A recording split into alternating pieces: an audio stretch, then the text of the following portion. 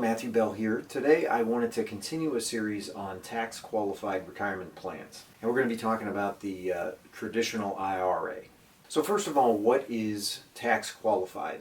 Tax-qualified, as I've said in other places, basically just means that there is a special agreement in force on that with the Internal Revenue Service. So there are special agreements, special arrangements. Sometimes these accounts are thought of as having a preferred tax status or being tax favored in some way, and we'll get into that in just a moment. And what is a retirement plan? Well, we mean more here than just what is your idea of what you're going to do in retirement. What we mean by a retirement plan, in this case, is a vehicle that you fund now in the hopes of growing money that you will be able to use in retirement. So you fund it now for use at a later time, namely in your retirement. Now, there are couple of different ways that a plan can be tax qualified. One way is in virtue of having a tax advantage now. So for example, the traditional IRA and the 401k, which I speak about in another video, are tax qualified in the sense that you get a deduction, at least in principle, and we'll get into that. You get a deduction in the year you make your contribution, and then your retirement earnings grow tax deferred, and you pay tax when you take a distribution in retirement. Another way of qualifying retirement accounts would be that you pay tax up front, it grows tax deferred, and then you get tax-free distributions in retirement.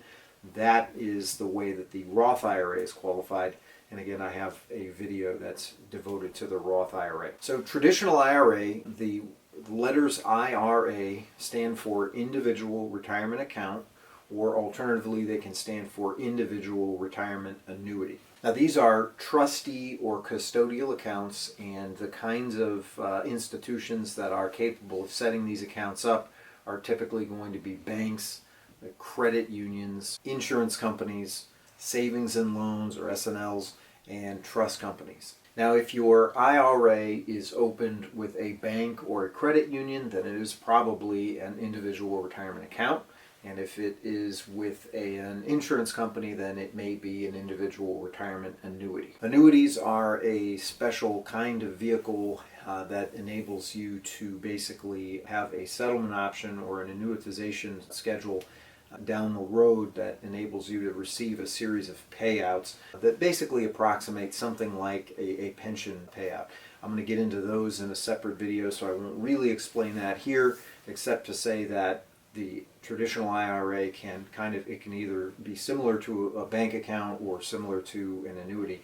Now, they're different in the sense of a trustee account is different from just your normal account that you might open, like a savings account. And part of the differences in terms of funding limitations, there are going to be limitations on how much you can put in, limitations on when and how you can access the money, and so on. I'm going to go through four major questions. The first one is going to be who can actually own an IRA, who can open one and own it. Number two, how much can you actually put into one? Number three, how much can you actually deduct on your taxes? And four, how much can you take out and under what circumstances? And before I answer some of those questions or work towards an answer, I'm going to say just a few things. Number one, I am not a lawyer.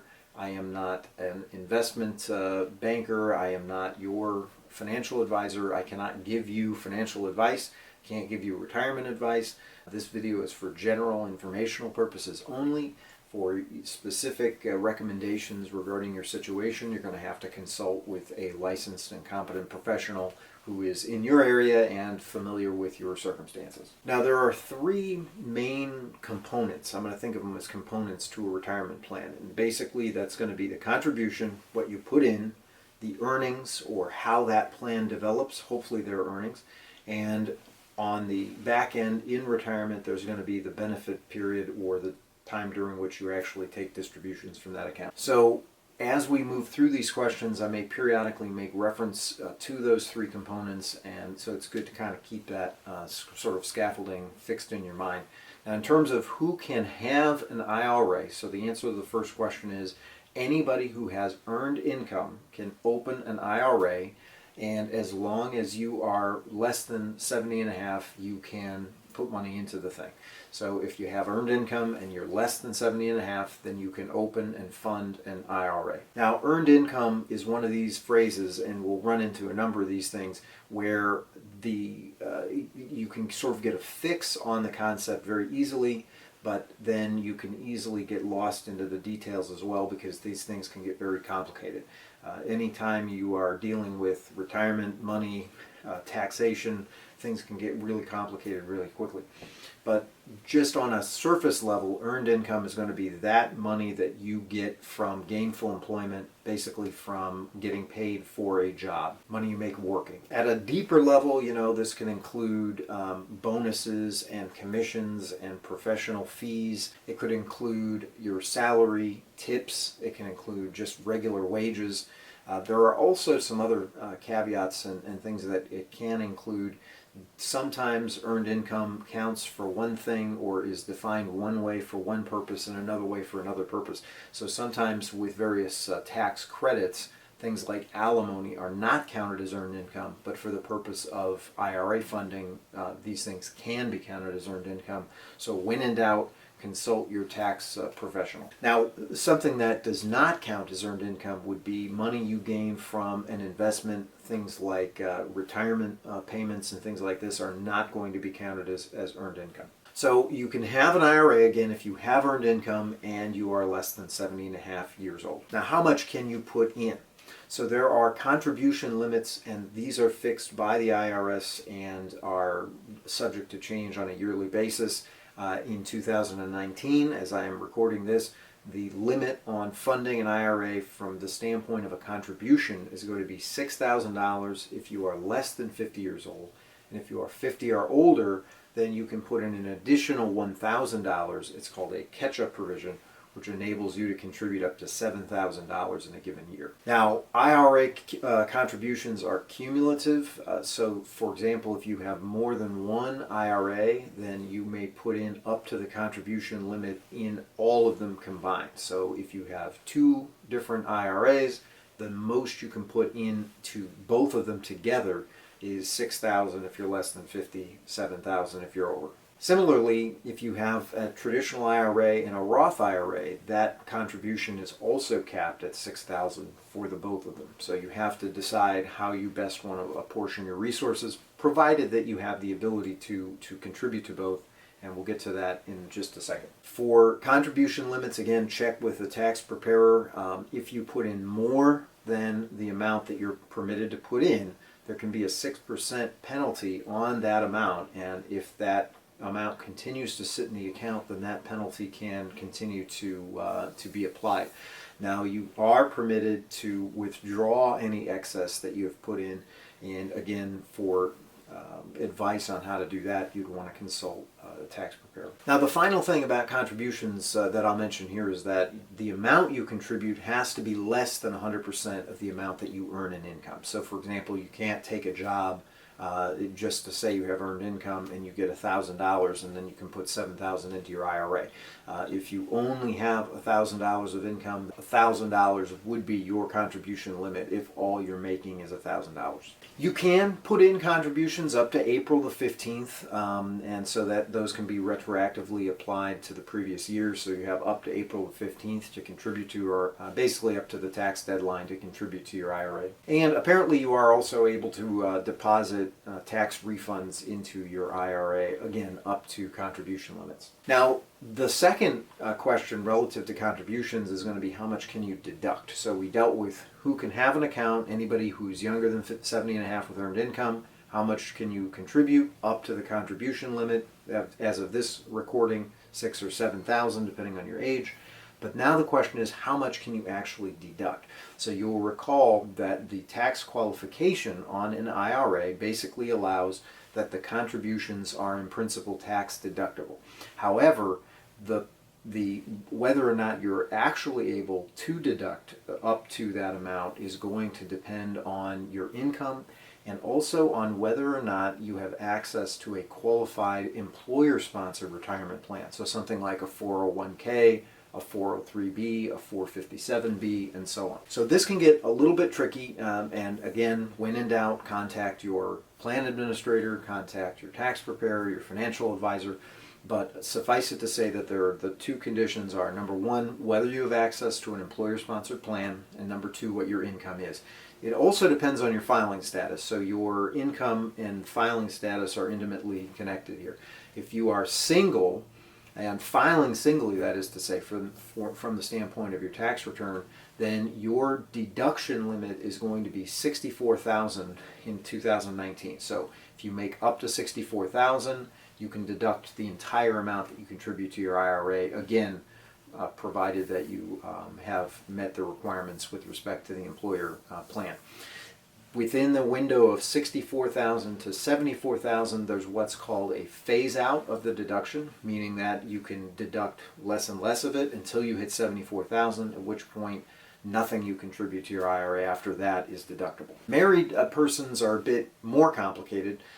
So there are a number of different classifications, and it's going to depend, number one, on whether you're married filing jointly or separately, and number two, whether your spouse does or does not have access to an employer plan, whether you have access to an employer plan.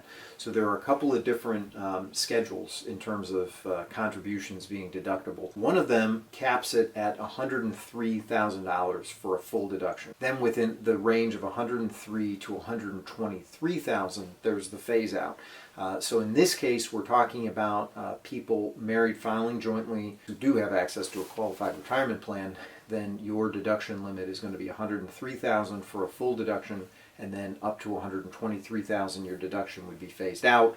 After $123,000, you have no ability to deduct your contribution anymore.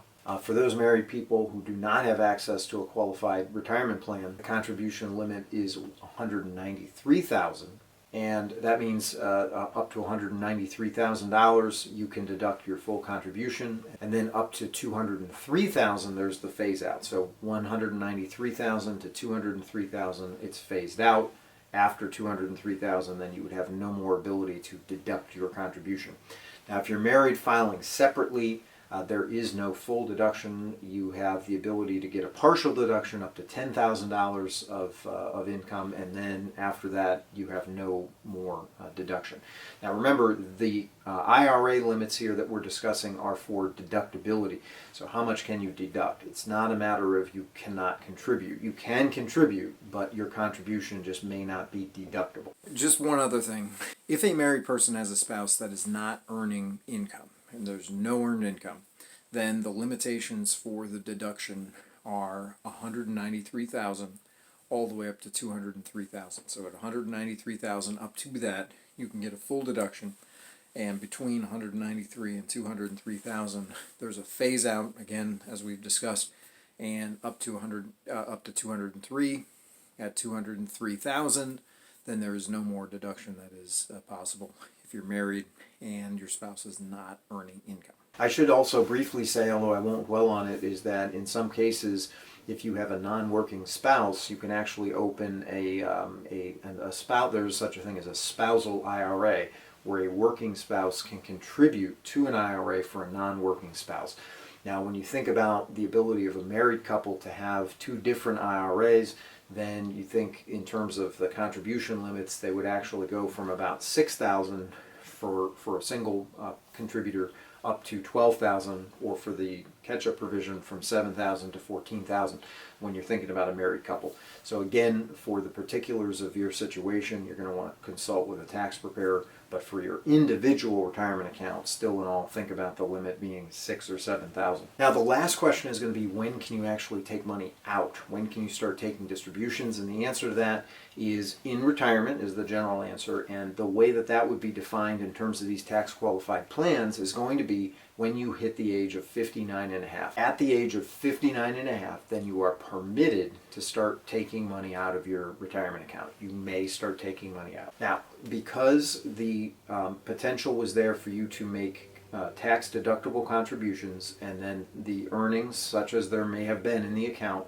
grow tax deferred, the distributions are going to be taxable. Now, just a word about earnings. Earnings are never guaranteed. I mean, you may have an IRA, let's say, that's through an insurance company. Perhaps it's a fixed annuity.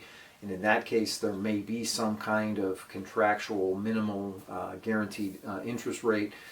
But if the instrument is market implicated, that is to say, if you have a variable annuity or if you have some kind of IRA that is invested in some market instrument, then you may not count on any particular return. In other words, the returns are not going to be guaranteed in those cases. So when I say earnings are tax deferred, I'm assuming that you're invested in a vehicle that is earning money. In principle, it can, but whether or not it does is going to depend on your actual selection of investments, what kind of a vehicle the money is in, and your investment experience. Now, if you are withdrawing money prior to the age of 59 and a half, you can be slapped with a 10% penalty, and that is on top of whatever other taxes you would have to pay. So if you are hit with a 10% penalty, that is a hefty fee, and that is called an early withdrawal penalty or a penalty for a premature distribution. Now, having said that, there are a few exceptions, times when it would be permissible to withdraw money early from your IRA with no penalty, and those would include things like the death of the person who is the primary account holder, the permanent disability of the person who is the account holder. Sometimes it's permitted to take an early withdrawal from an IRA in order to pay for medical expenses, and that's up to a particular limit. They'd have to be deductible expenses, and that's going to be another formula that your tax preparer would have to work out for you. It's also sometimes permissible to use them to pay premiums on healthcare policies if a person is unemployed.